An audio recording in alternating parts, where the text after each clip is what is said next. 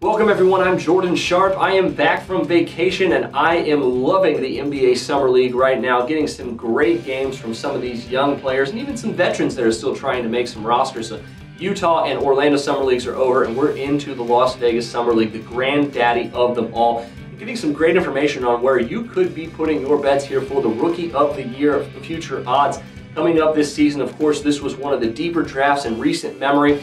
Definitely going to be tougher to pick the NBA Rookie of the Year this year. However, I think I do have some insight from what we've been seeing in the Summer League. We'll start it off with one of the favorites here, Jahlil Okafor from the Philadelphia 76ers. With news that Joel Embiid is going to miss the season once again, he is going to have to play a lot of minutes for this club, and they're going to need him to be one of their main scoring options. However, with that being said, even though he will get a chance to score and shoot almost as much as possible, his game really doesn't compare to a guy like Andrew Wiggins, who had the same sort of opportunity last year in Minnesota after winning the Rookie of the Year. With Okafor, even though he's a very talented big man, has some great offensive moves, his game is really oriented at overpowering and out-muscling and early out-maneuvering opposing bigs. And he really is not going to be able to do that as much, I think, in the regular season against bigs that are as fast, as powerful, and or even potentially bigger than he is.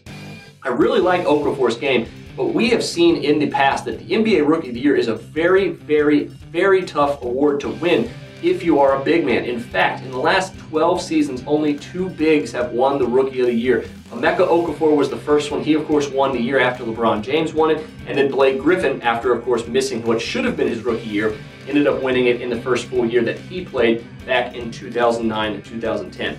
I don't think Okafor is the type of guy that's going to dominate right off the bat in the NBA, much like Karl-Anthony Towns, who I think has the ability to be more or less a Tim Duncan-esque type of big man. I don't think either of these guys are going to have the insane amount of success that's needed to win the NBA Rookie of the Year in a very, very deep draft class that they're going to be going up against. Even though both of those guys are going to get every last opportunity to succeed, Anthony Towns really isn't going to be even the second or probably even third option offensively on his team. And even though Okafor might be the first, it's still going to be very, very difficult to be the lone offensive option on a bad Philadelphia 76ers team going up against teams that can game plan for that and really put a stranglehold on Okafor. So I'm not really into Okafor or Anthony Towns.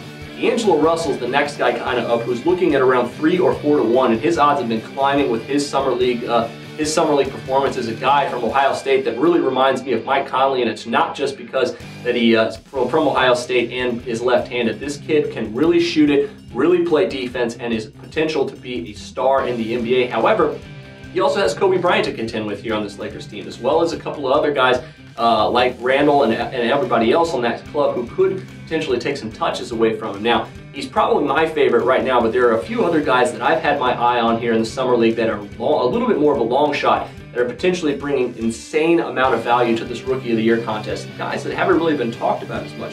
One of them is Mario Hezonja, the fifth overall draft pick by the Orlando Magic. 6'8" swingman, absolutely insane athleticism, and along with the backcourt of Elfrid Payton and Victor Oladipo, this is one of the younger and probably better young clubs in the Eastern Conference right now. Hezonja could easily start at small forward and I think be an insane force for this Orlando Magic club.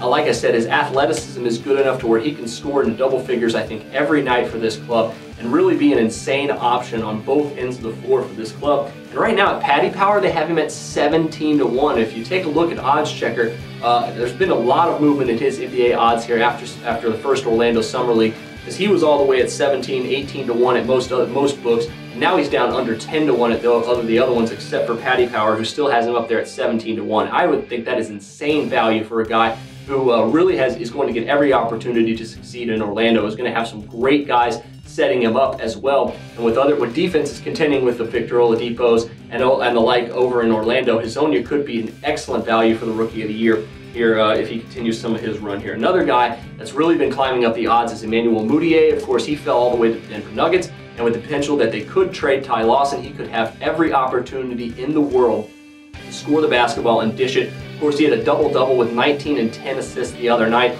in the Summer League. Really looking good, and potential, if he can get his offensive game in order, he could be another guy that could challenge D'Angelo Russell there for the Rookie of the Year as well. Another guy that I think as another favorite of mine who I've been very impressed with in the Summer League, Indiana Pacers' Miles Turner. Of course, they lost David West to the Spurs on a minimum deal.